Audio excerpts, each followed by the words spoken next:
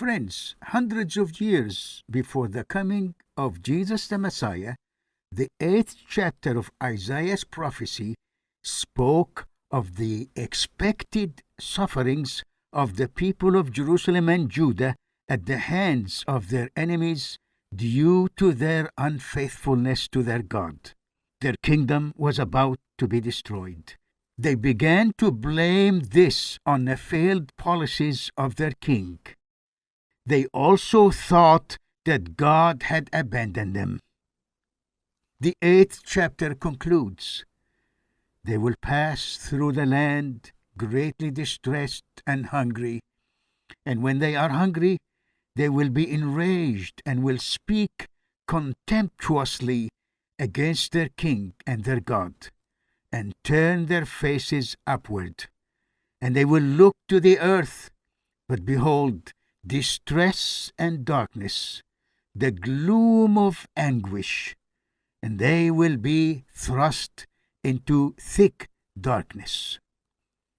The 9th chapter continues by revealing that things would not end in such sadness.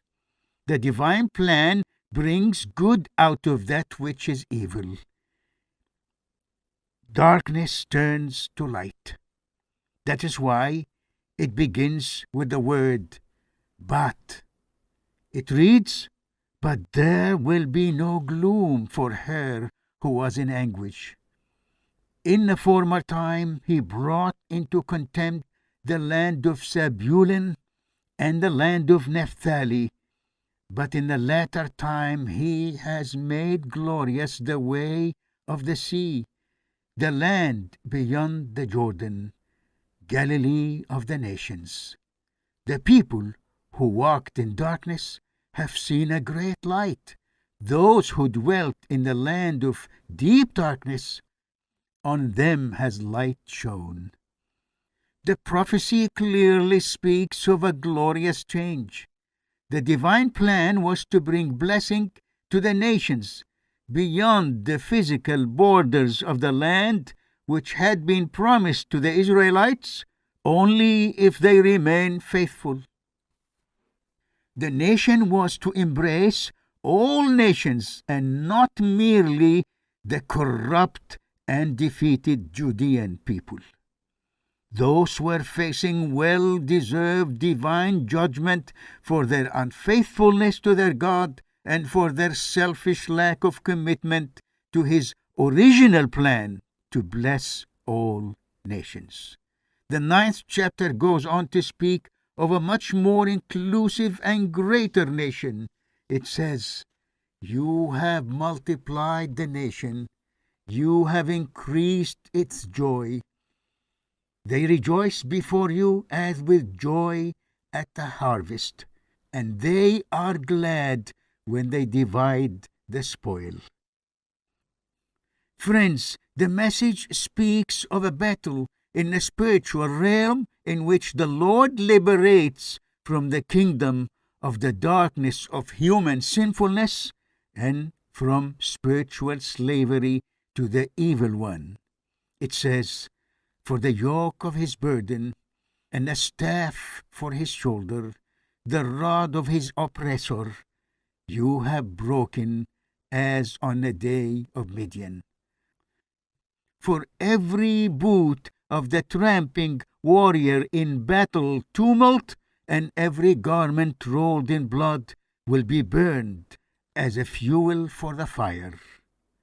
Friends, interestingly, it is in this context of spiritual battle that the chapter goes on to speak of the coming of Emmanuel, miraculously born to a virgin.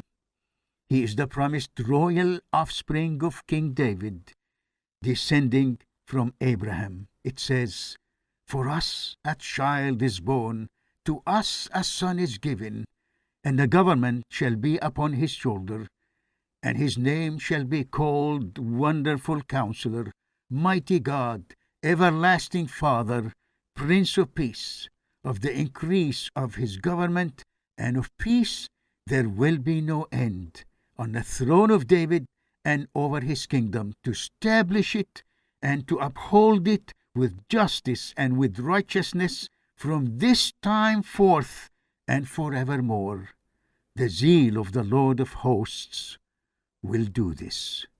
Friends, as a divine Messiah, Prince of Peace, Jesus, by sacrificing his holy life in the place of sinners, established the promised abiding universal great kingdom of truth, justice, righteousness, and peace. By the Messiah's saving, self-giving grace, citizenship in this forever great universal kingdom is granted to all believers. They are the spiritual offspring of believing Abraham, who was promised to bring this blessing to all families of the earth. The divine Messiah, the new Adam, Jesus, gathers them as the new humanity from among all humankind. Hallelujah.